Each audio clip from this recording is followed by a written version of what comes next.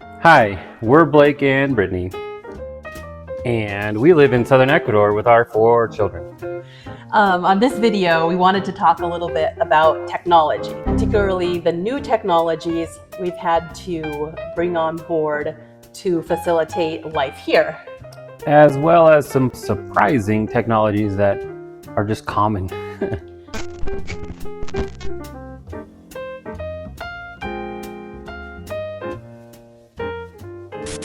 Yeah, for the most part, the technology we use on a daily basis is the same technology we used in the United States, right? Yeah, so one of the reasons we're making this video is a lot of times people are very surprised by how normal our technology is here, right? Like our cell phones, our internet, etc. But we also have a few twists, right, to make life work here for us as expats, as foreigners. And so we'll explain those to you. But first, we're not, I would say, a really high-tech family. Blake likes technology, but you're not, really into the new gadgets or whatever. Yeah, I mean, again, being, what do they call us? Elder millennials, right? We were born in the early 80s, right? And Mid-80s. early to mid 80s. And so we have a foot in both worlds, right? Like I would be completely happy to live as an Amish, right? And have no technology. But at the same time, I've got my job and my whole world, right? And so we're not anti-tech by any means. But we're definitely not high tech. And especially with the kids, we definitely limit our children's access to technology more than a lot of families, including a lot of families here. They don't have phones. They don't have, only our oldest has a phone, which is quite monitored, and they don't have individual devices and so on. And so we're coming at a fairly low tech standpoint, and that hasn't changed since being here. But I mean, yes, again, having children has made me want to become more Amish just because of what technology brings to the world, right? In so many bad ways. But no, all that to say, you could still have all of the same technologies that you enjoy in the United States here. If you want to be as high tech as you want, that can be done here as well. Or people, we don't really watch TV, but I know sports and things. Is that still TV, or is sports like? Well, so much of everything is streaming now, but so yeah, I mean, people here still manage to watch their games, whatever sports that they're into can still be achieved. You don't watch it through the local cable channel because that's only football or soccer. Soccer, not football. But for American sports or other countries, all of that's available online today, and through streaming packages and whatnot, you can watch it all. But that's not what we're going to talk about. Streaming, or no, not really. So Blake's going to talk about number one because I don't even know what it is or how it works. I couldn't even tell you. So moving overseas, right? We're international. And if you were to make a standard voice call with your cell phone, right, that would cost a whole lot of money. And most cell phone providers like Verizon, AT&T, et cetera, they have plans, right, that you can sign up for where you can make international calls if you're traveling abroad. But that's not good for long term. No, it's not good for living here because that's really expensive. And so we have, for the last 4+ years, utilized one service in particular called Magic Jack, but it's a voice over IP service. And so there's a whole host of them out there in the world. So you don't have to use Magic Jack by any means. But so voice over IP, right? VoIP is what the technology is called. And so I'll just show you an example here. So I got Brittany's phone here. I'm going to make a Arizona phone call from here in Ecuador, live on camera. I can hear it.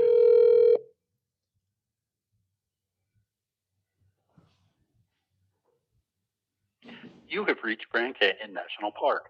If you have a life-threatening emergency, please hang up and dial 911. For more park information, visit So there you go. Grand Canyon, I call the Grand Canyon National Park here from Ecuador, right? And so voice over IP services, it clones we ported over our US phone numbers.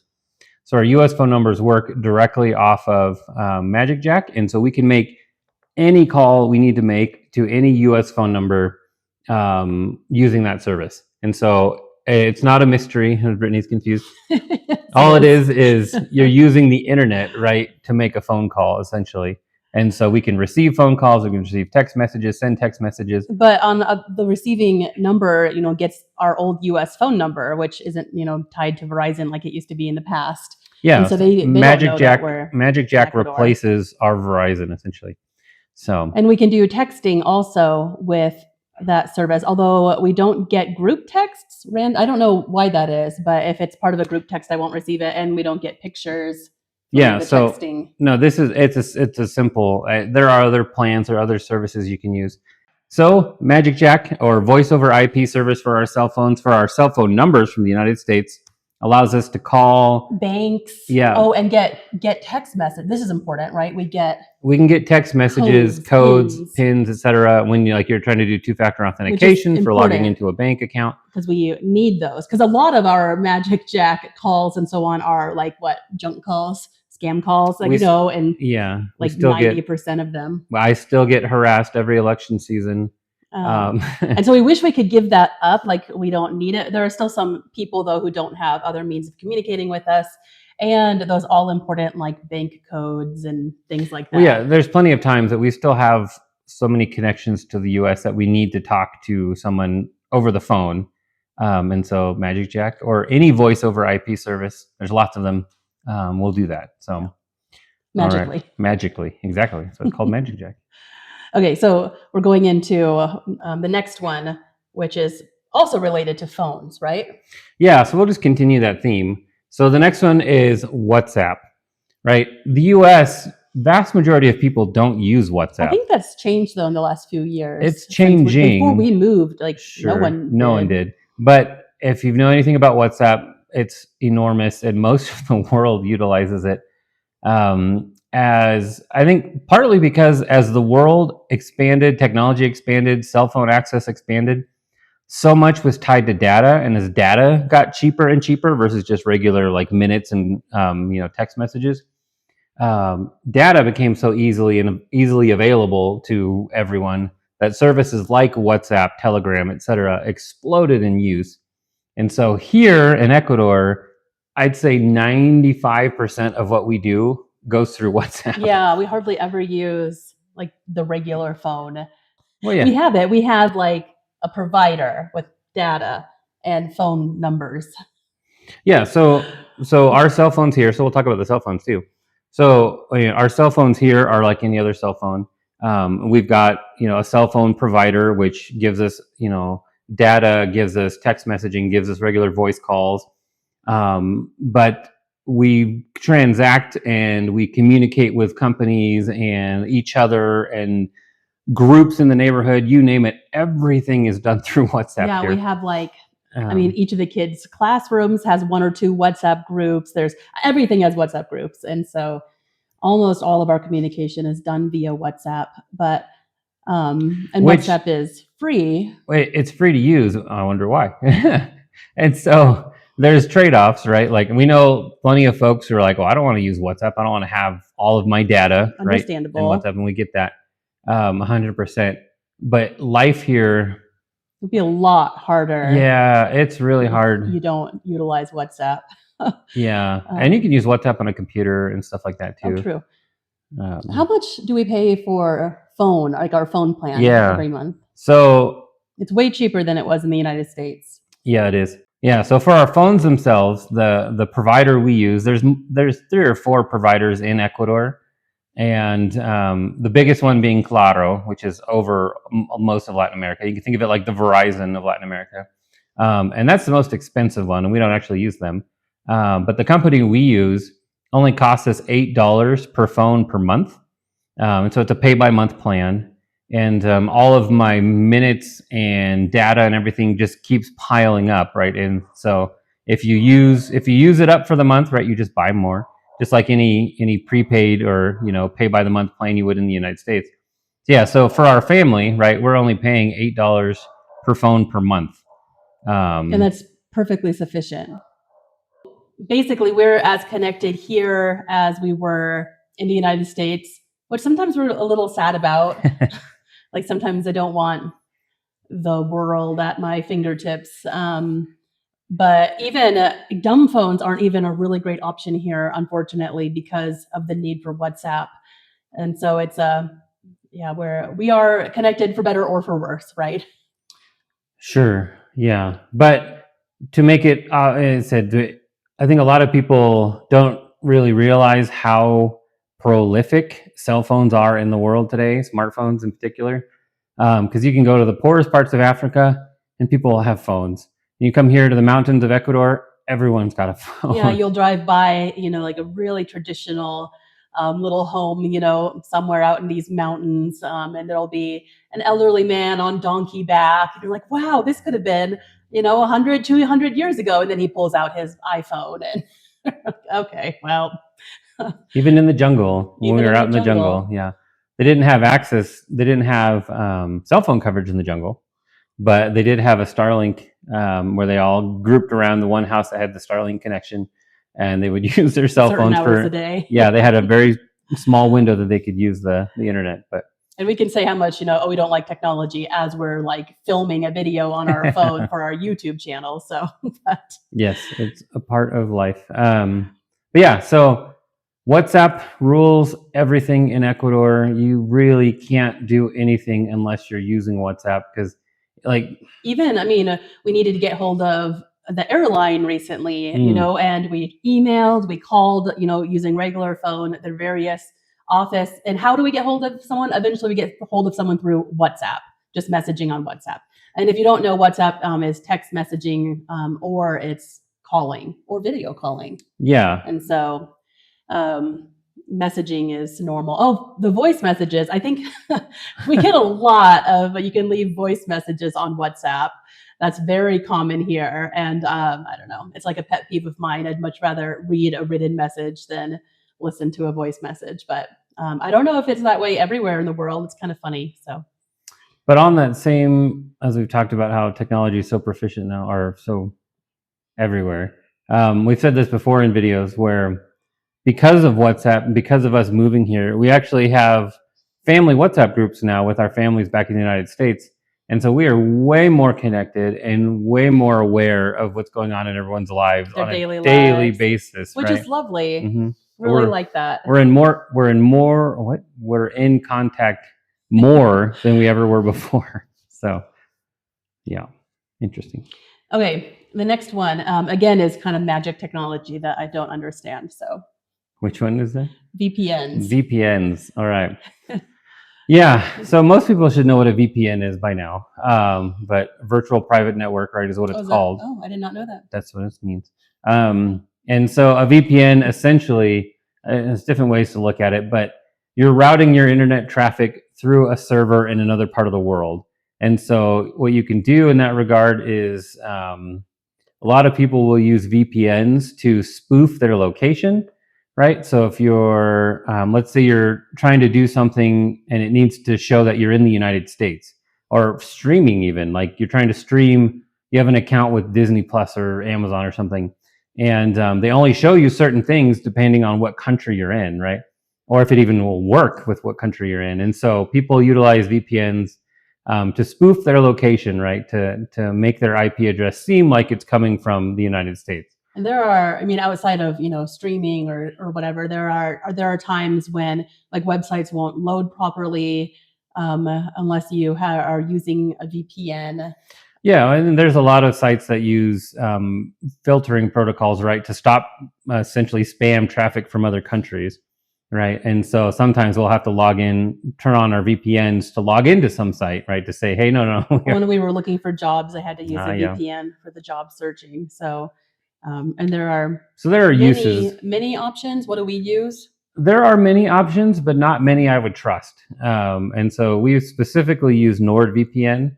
And I've used a number of others that I could recommend, but essentially, it's all of your data is still open and available. It's not like you're hiding your data and you're like hiding your tracks. It's just for the purpose of spoofing, your location, saying, "Oh, I'm actually accessing this website from the United States instead of from Ecuador," that kind of thing.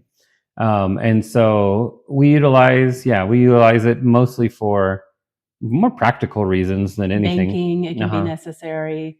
But sometimes banking is getting more sophisticated, and if they recognize that you're using a VPN, it may shut you down. So VPNs are an evolving thing because there are plenty of them that don't work. That you try to use them in the whatever streaming platform or whatever you're trying to use. It's sophisticated enough to know that you're using a VPN and won't connect for you. And so, but VPNs are something that are very commonly used. For people living abroad. For living abroad, yeah, because I said so many things we want to appear that we're in the United States for, or other countries. Right. Number 4, our internet here. So there's also, people are surprised sometimes by the fact that we have internet, good internet. Our internet is better here than it was in the United States, even in an urban area, and much more affordable. So we have local fiber internet. Yeah, so there are, I don't know, 3 or 4 companies in our general area, internet providers, that all run on fiber. And like I said, so the difference between the United States and pretty much the rest of the world was the United States had long-standing telecom, right? You had AT&T, you had Bell, you had all these companies, Comcast, et cetera, who have been kind of there for decades. And so they owned the infrastructure. And so it's very hard for things to build out, right? Whereas in the rest of the world, like Ecuador, everything was fresh and brand new, right? And so things built out fast. The technologies were brought in and adapted to quickly. So fiber internet is wildly available. And we're here on the side of a mountain, right, in the middle of the Andes of Ecuador. And I've got 2 different fiber lines running to the house, one to the house and one up to my shop. And so we've got high quality, fast fiber internet. And for the 2 services together, I pay $50 a month. One single service, I'd probably just pay the $20 a month. But because I've got it split between 2, I'm paying, $50. But not only that, like we've said before, we actually, during our power outage crisis, was it last year? Seems like forever ago now. Anyways, during our power outage crisis, we went ahead and purchased a Starlink unit. And so now we also have Starlink as a redundant internet source. Because we need internet for our jobs, so we can't just be without it. So that's why we brought on Starlink. So we brought on Starlink, and I've also got Starlink running through a little solar battery backup system. And so if we do lose electricity, we can continue to run Starlink and continue to operate as we need to. Because we would lose our local internet when the power's out, right? Yeah. Typically? Well, so during the we had a season. You can go back and watch one of our older videos on the power outages. I'll put that actually up here.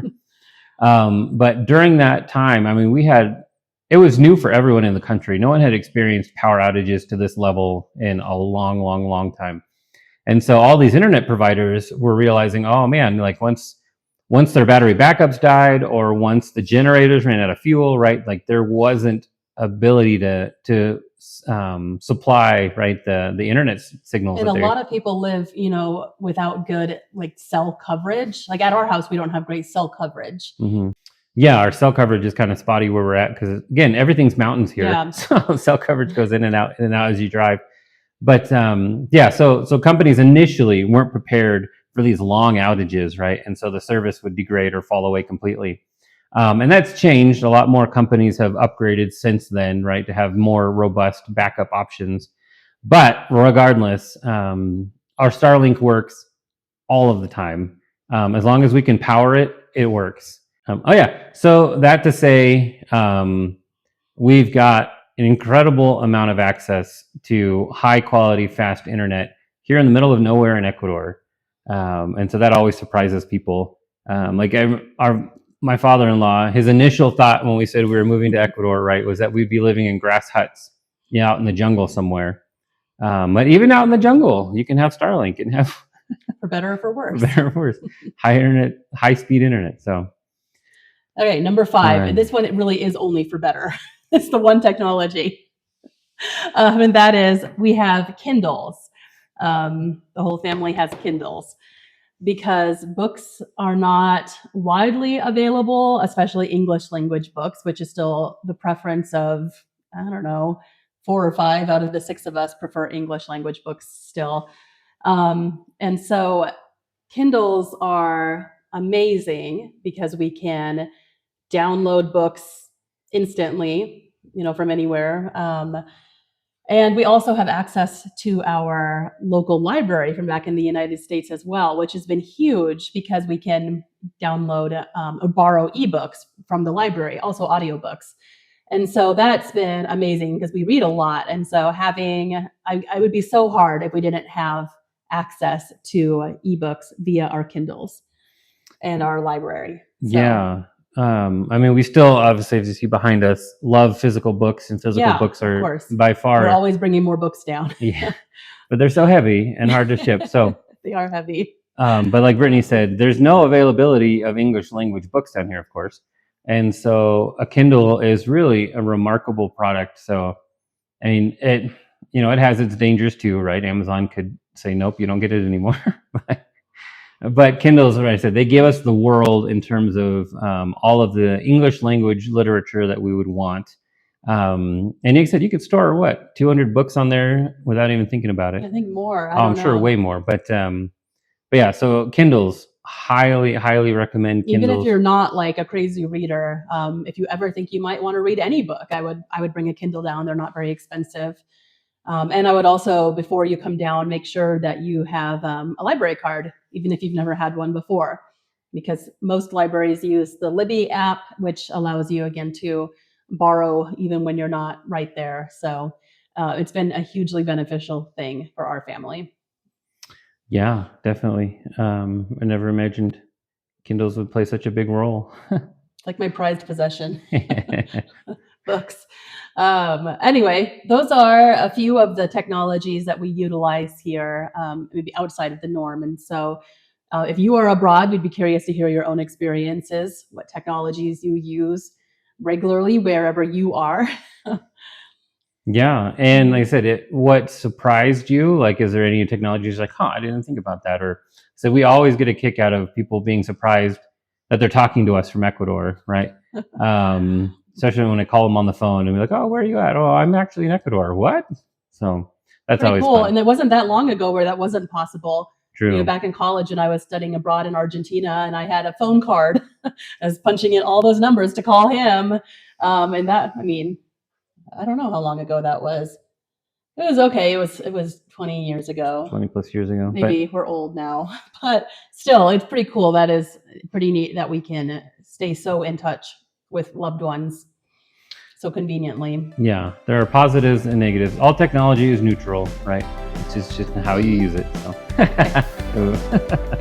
All right. Well, thanks so much for watching once again. Subscribe to Avid Family Abroad. Like I said, leave us a comment on what technologies you use if you're abroad. It'd be interesting to know as well.